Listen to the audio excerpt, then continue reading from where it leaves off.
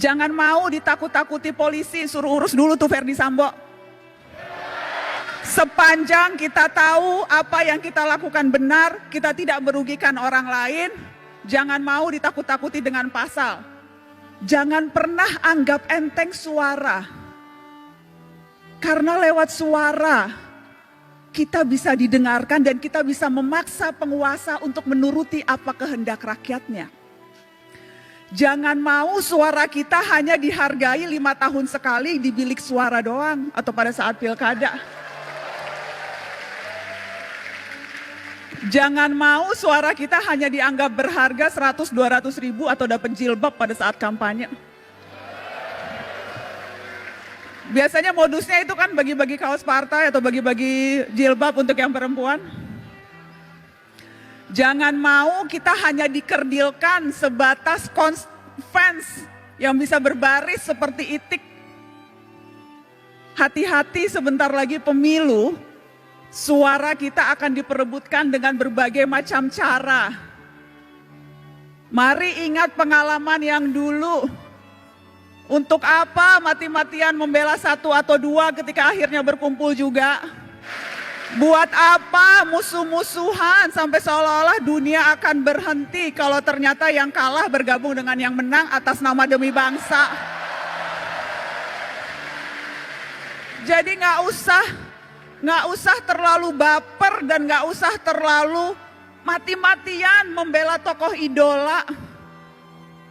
Karena sekali lagi, hitung-hitungan mereka terkadang bukan kita, hitung-hitungannya untung rugi Pak, untung rugi kalkulasi politik aja.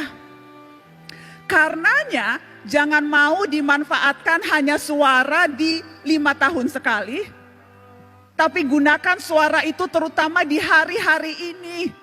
Ketika ancaman kita untuk bersuara mungkin saja akan dibatasi lewat rancangan kitab undang-undang hukum pidana di mana semua bisa kena.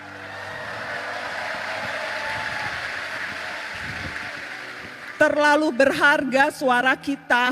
Dan saya selalu bilang ini, cuma itu yang kita punya, suara. Negara punya yang lain. Negara punya kuasa, negara punya tentara, negara punya uang, kita punya apa? Kita punya suara. Dan yang harus kita waspadai adalah ketika kita terlalu takut dan berusaha mengecilkan suara kita, padahal yang kita butuhkan justru teriakan-teriakan. Jadi ya, menjadi pemimpin, menjadi presiden itu bagus, niat mulia. Tapi perhatikan suara-suara orang yang juga tidak punya kuasa, tetapi kalau berkumpul bisa berdaya. Jadi mari rapatkan barisan.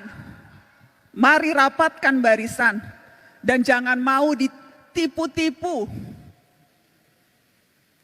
Jangan mau dipergunakan hanya suaranya, tetapi ketika kita menuntut hak-hak kita yang paling dasar, sedasar kebebasan berekspresi dan berbicara, itu kita tidak didengarkan.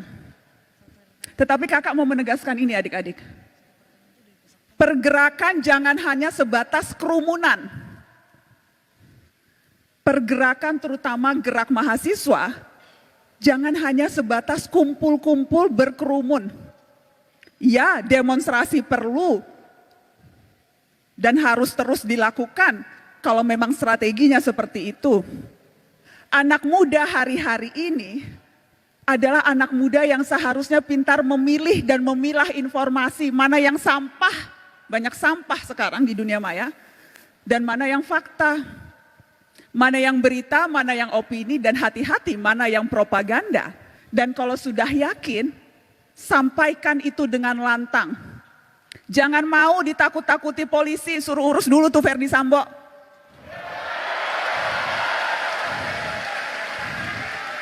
Sepanjang kita tahu apa yang kita lakukan benar, kita tidak merugikan orang lain, jangan mau ditakut-takuti dengan pasal.